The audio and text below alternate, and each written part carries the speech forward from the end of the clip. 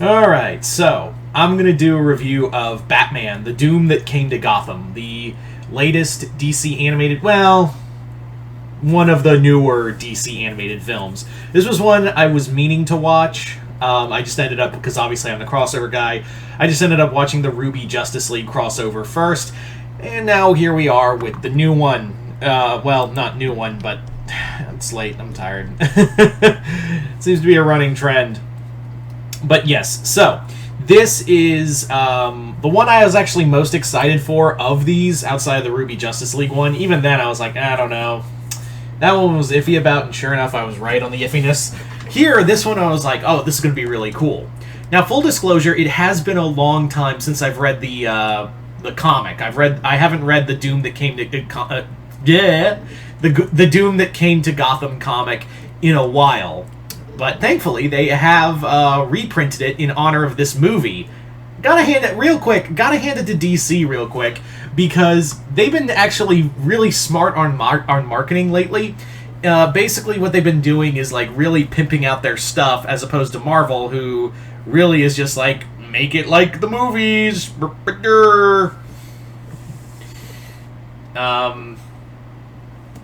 Yeah.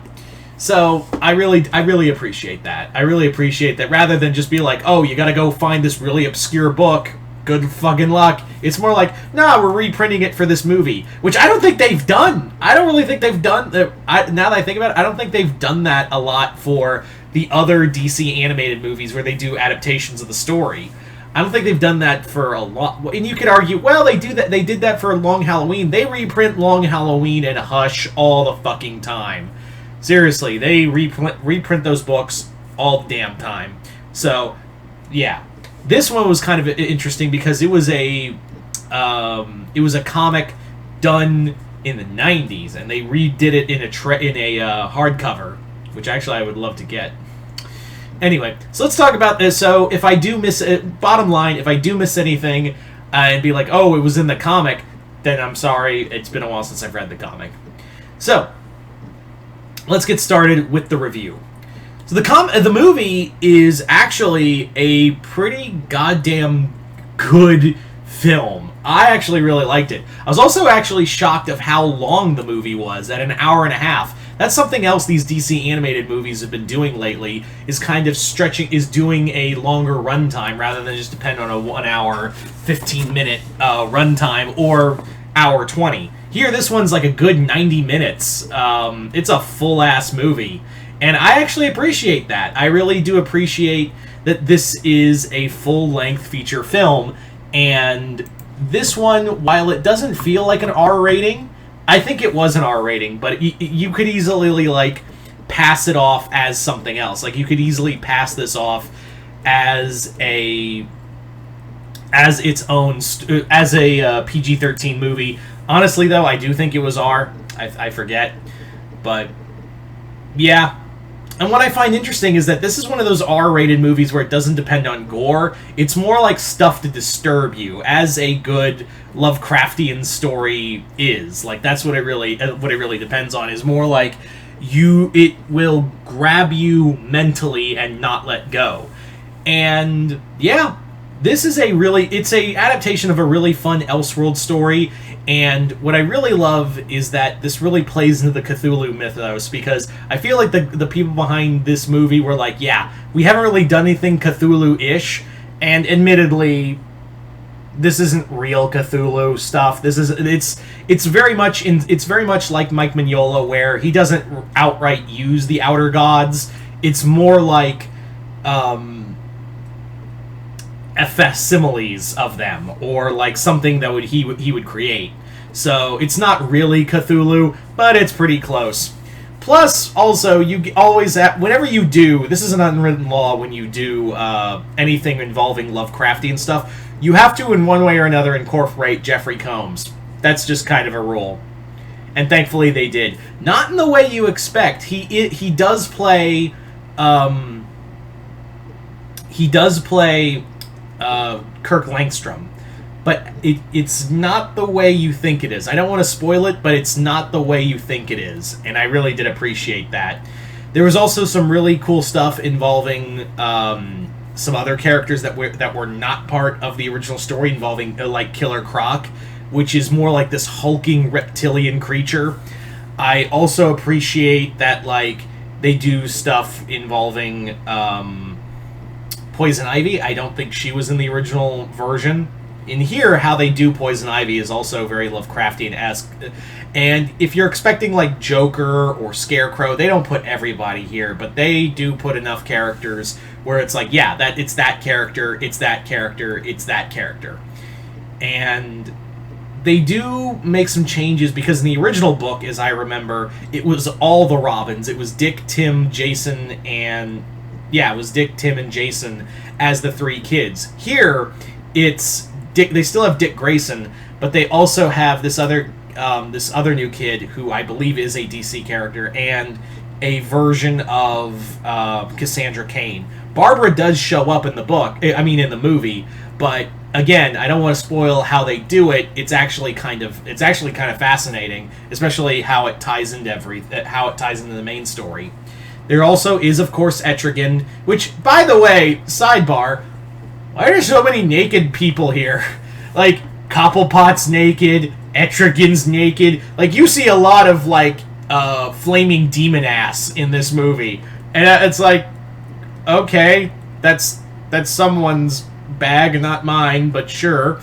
But yeah, you see, like, seriously, I don't get it. There's a lot of, like, and I can't believe I'm saying this, a lot of Cobblepot ass and Etrigan ass. Neither asses I wanted to see. So, there you go. There is there is a lot of stuff involving the Wayne family and how it ties into this whole prophecy of doom. Shocker. Whenever you do these days, whenever you do like a story involving the Waynes, you gotta make it like a prophecy of doom, especially in Elseworld stories. Oliver was a lot of fun. I really do like, and again, I think that's how it was in the comic, where he was like almost like a Knights Templar, but here it's more like he's just been training himself to fight an unholy monster rather than just be like a Knight Templar. And again, how they tie in the Queen family into Gotham, cool. And I know some people are like, that's not how it is in the comic. Where's Star City? I'm like, it's an alternate universe. It's this is different. I also like how they use Talia and Raish in here. As I recall in the comic, the inspiration for this version of Raish was Abdul Azarad, who was known as the Mad Arab in Cthulhu mythos. So he's kind of like a version of that. Yeah, for those who don't know, H.P. Lovecraft was a huge fucking racist, and we tend to ignore that, or we remove he's so far removed from his work now that like he's been dead for almost 100 years. His stuff has been taken by better people and made into something better. And this is one of those things. The problem with a lot of DC films, and why I don't actively go out and look for them most of the time, is because I usually am let down. And this one, I was very much like, I don't know if I want to watch this. I don't know if I'm going to like it. I've been very half and half on a lot of DC animated films, and I have been like hurt several times by DC animated films. I don't know if I want to do that again. Thankfully, I got glowing recommendations from my good friend Matt Denian, and he said, "Dude, you're gonna love it. It's one of the best DC animated films out there." And sure enough, yeah, Matt, if you're watching, thanks for encouraging me to finally sit down and watch this. This was a very it really does play into the whole, like, we're dealing, like, even Batman's like, everything can be described, through science and math and whatnot, and then it's like that whole thing of, it's beyond your logic. It's beyond anything you could even mortally comprehend, and, it's not going to end well for Batman. I would also love a video game based on this universe. I would really love to see a Batman video game that is like an Elseworld story. Either this, or Gotham by Gaslight. One of those two would be really cool. I would really love to see like a DC Elseworld video game done in that style. I think it would just be a shit ton of fun. Yeah, there's really nothing more I can say. This is probably... I don't know if I put this as one of my favorite DC animated films, but it's definitely one that made me go, huh, I think I'm going to go hunt for the Blu-ray now. I'm going to go hunt for the Blu-ray and add it to my collection, which has been actually, like, I haven't really bought a lot of the DC animated movies as of late because I'm just turned off by them. But this is one of those times where I'm like, oh, finally, I can go out and, like, have an excuse to go out and buy it because I won't feel like I wasted money on it and go check it out. Yeah. So, you guys tell me in the comments, do I recommend Batman the Doom That Came to Gotham? Hell yeah. Great Elseworld adaptation. It does take some liberties, but it doesn't go too far. And it feels like it's runtime. It really does feel brisk for 90 minutes, and it tells a whole coherent story. I highly recommend this.